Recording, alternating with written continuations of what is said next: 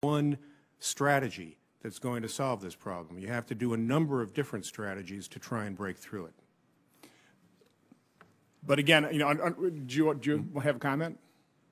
You look like you wanted to say something. Well, I would comment on the treaty process, but under the current treaty, we're required to establish fraud and the like, which is a Swiss standard that would be higher than tax evasion.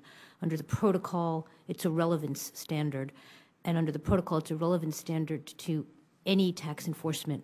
So it would give us information both on the civil and criminal side. The protocol would enhance our ability to get information in those ways.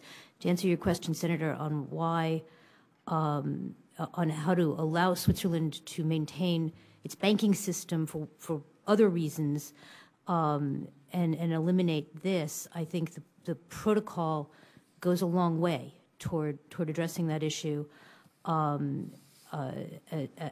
do other steps that Switzerland and its banks have taken. And can you describe how? Well, Switzerland ratified the protocol, which will enable us to get information from its banks when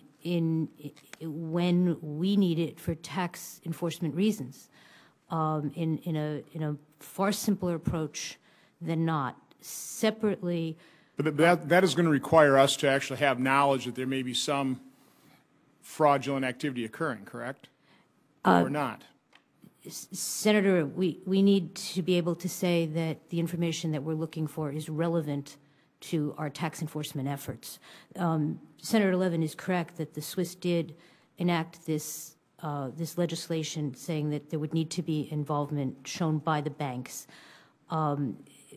We need to ratify the protocol and test that. But the way we've designed our law enforcement efforts under this program that we have for the Swiss banks, those banks that we did not already have under investigation and were not on our radar screen who have come forward will need to tell us what they did and what their wrongdoing was and cooperate with us in formulating treaty requests. And we